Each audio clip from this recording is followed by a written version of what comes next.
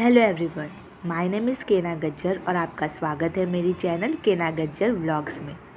तो आज मैं एक नई कहानी सुनाने जाने वाली हूँ और जिसका नाम है विक्रम बेताल। वैसे तो आपने विक्रम बेताल की कहानियाँ पहले बहुत सुनी होगी, पर आज मैं इसमें और विक्रम बेताल की कहानियाँ सुनाने जा रही हूँ, तो वीडियो ज़रूर से देखिएगा। तो हम विस्तार से जानेंगे राजा विक्रम और बेताल की कहानी। बहुत पुरानी बात है। धारा नगरी में गंधर्व सेन नाम के एक राजा राज करते थे। उनकी 4 रानियां थीं और 6 लड़के थे। सबके सब बड़े ही चतुर और बलवान थे। उसी में से एक विक्रम थे। संयोग से एक दिन राजा की मृत्यु हो गई और उनकी जगह उनका बड़ा बेटा शंख गद्दी पर बैठ गया। राजा शंख बड़ा विलासी प्रवृत्ति का था। उसका मन राजकाज में नहीं लगता था। उसके विलासिता के कारण राज्य की स्थिति दिन प्रतिदिन बदतर होने लगी। राजा कोष घटने लगा। दुश्मनों की नज़रें राज्य पर पड़ने लगी। प्रजा के साथ ही सभी मंत्रीगण चाहते थे कि विक्रम राजा बने। विक्रम से भी राज्य की दुर्दशा देखी नहीं जाती थी। सभी लोग विक्रम के साथ थे। एक दिन कुछ सिपाहियों की मदद से विक्रम ने उसे मार डाला और स्वयं राजा बना। उसका राज्य दिनों दिन बढ़ता गया और वह सारे भारत का राजा बन बैठा। एक दिन उसके मन में आया कि उसे घूमकर सैर करनी चाहिए और जिन देशों के नाम उसने सुने हैं उन्हें देखना चाहिए।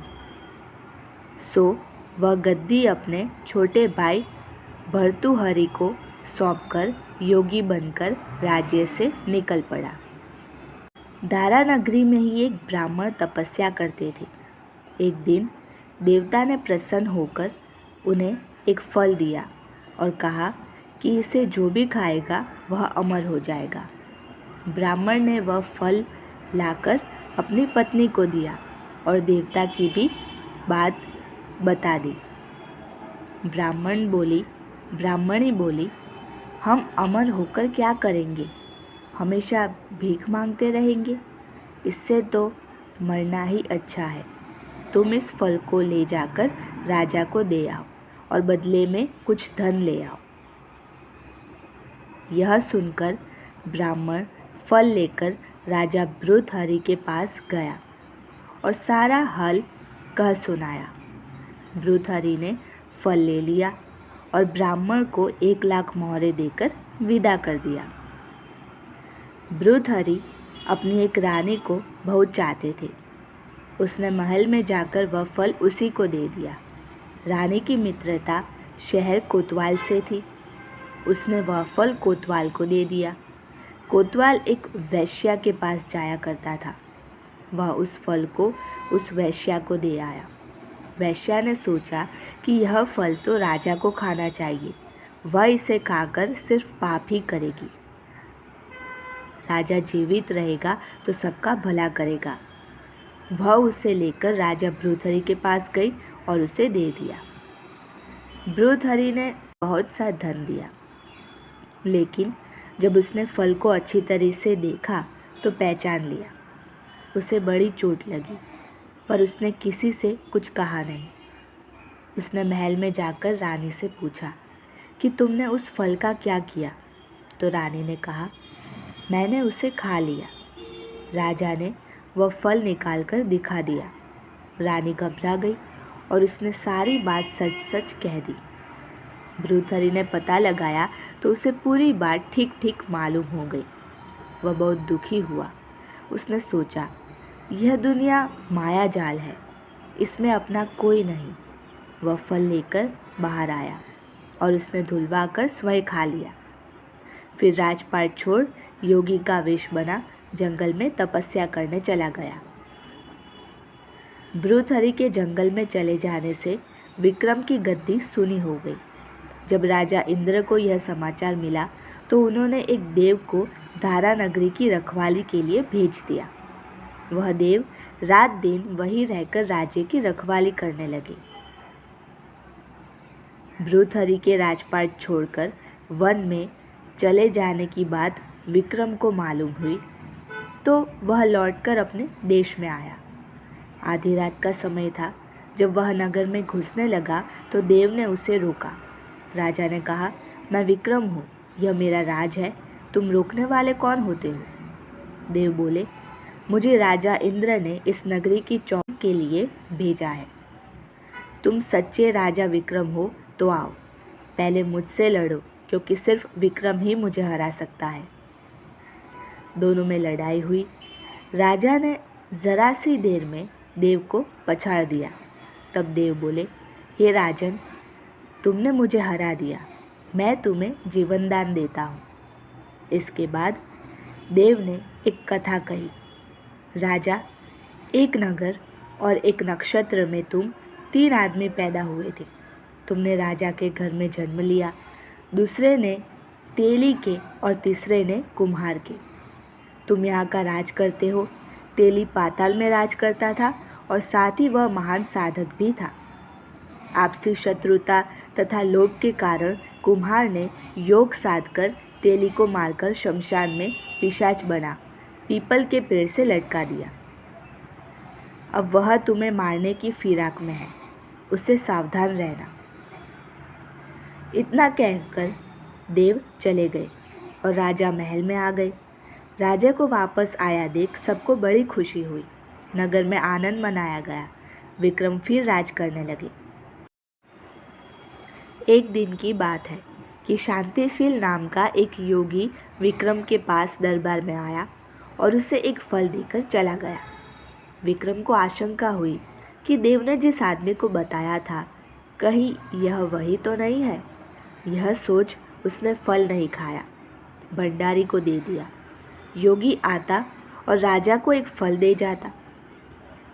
संयोग से एक दिन विक्रम अपना अस्तबल देखने गए थे। योगी वहीं पहुँचे और फल राजा के हाथ में दे दिया। राजा ने बातों ही बातों में उसे उछाला तो वह हाथ से छूटकर धरती पर गिर पड़ा। उसी समय एक बंदर ने झपट कर उसे उठा लिया और फोड़ डाला। उसमें से एक लाल निकला, जिसकी चमक से सबकी आंखें चौंधिया गई थी। विक्रम को बड़ा अचरज हुआ। उसने योगी से पूछा, आप यह लाल मुझे रोज़ क्यों दे जाते हैं? योगी ने जवाब दिया, महाराज, राजा, गुरु, ज्योतिषी, वैद्य और बेटी, इनके घर कभी खाली हाथ नहीं जाना चाहिए। विक्रम ने भंडारी को बुलाकर पीछे के सब फल मंगवाए। कटवाने पर सब में से एक एक लाल निकला। इतने लाल देखकर राजा को बड़ा हर्ष हुआ। उसने जौहरी को बुलवाकर उनका मूल्य पूछा। जौहरी बोले, महाराज, ये लाल इतने कीमती है कि इनका मूल करोड़ों रुपए में भी नहीं आंका जा सकता। एक एक लाल एक एक राज्य के बराबर है। यह सुनकर विक्रम योगी का हाथ पकड़कर गद्दी पर ले गए। बोले, योगीराज, आप सुनी हुई बुरी बातें दूसरों के सामने नहीं कही जाती। विक्रम उसे अकेले में ले गए और उनसे फल देने का प्रयोजन पूछा। वहाँ जाकर योगी ने कहा, महाराज, बात यह है कि गोदावरी नदी के किनारे मसान में मैं एक मंत्र सिद्ध कर रहा हूँ। उसके सिद्ध हो जाने पर मेरा मनोरथ पूरा हो जाएगा। तुम एक रात मेरे पास रहोगे तो मंत्र सिद्ध हो जाएगा। एक दिन रात को हथियार बांधकर तुम अकेले मेरे पास आ जाना। विक्रम ने कहा, अच्छी बात है, यदि मेरी उपस्थिति से आपका मनोरथ पूरा होता है तो मैं ज़रूर आऊँगा। इसके उपरांत योगी दिन और समय बताकर अपने मठ में चले गए। वह दिन आने पर विक्रम अकेले वहाँ पहुँचे। योगी ने उसे अपने पास बिठा लिया। थोड़ी देर बैठकर विक्रम ने पूछा, महाराज, मेरे लिए क्या आज्ञा है?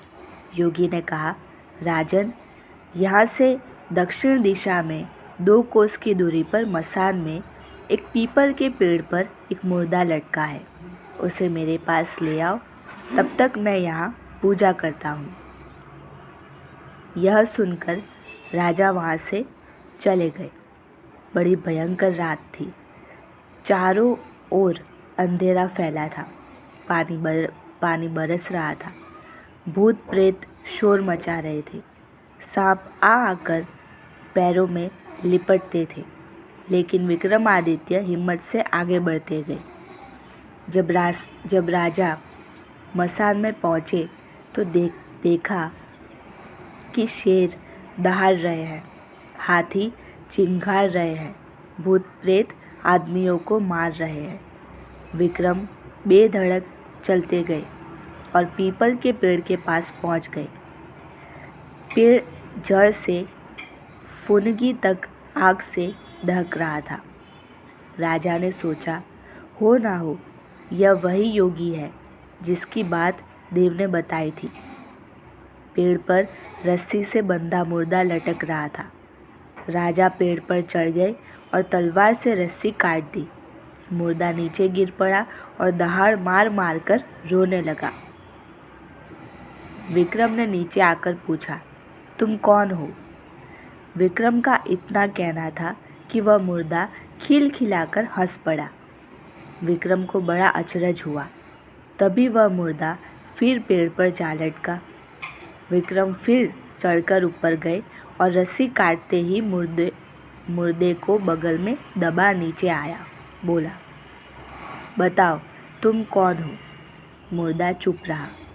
तब विक्रम ने उसे एक चादर में बांधा और योगी के पास ले चले। रास्ते में वह मुर्दा बोला, मैं बेताल हूँ। तुम कौन हो और मुझे कहाँ ले जा रहे हो? विक्रम ने कहा, मेरा नाम विक्रम है, मैं धारा नगरी का राजा हूँ। मैं तुम्हें योगी के पास ले जा रहा हूँ। बेताल बोले, मैं एक शर्त पर चलूँगा। अगर तुम रास्ते में बोलोगे तो मैं लौट कर फिर पेड़ पर जा लटकूँगा। विक्रम ने उसकी बात मान ली। फिर बेताल बोले, पंडित, चतुर और ज्ञानी, इनके दिन अच्छी अच्छी बातों में बीतते हैं, जबकि मूर्खों के दिन कलह और नींद में। अच्छा होगा कि हमारी राह भली बातों की चर्चा में बीत जाए। मैं तुम्हें एक कहानी सुनाता हूँ, लेकिन तुम हूँ हाँ भी नहीं करना, न ही कोई प्रश्न। इसके बाद बेताल ने अपनी कहानी आरंभ की और दोस्तों, यहीं से बेताल पच्चीसी की कहानी शुरू होती है।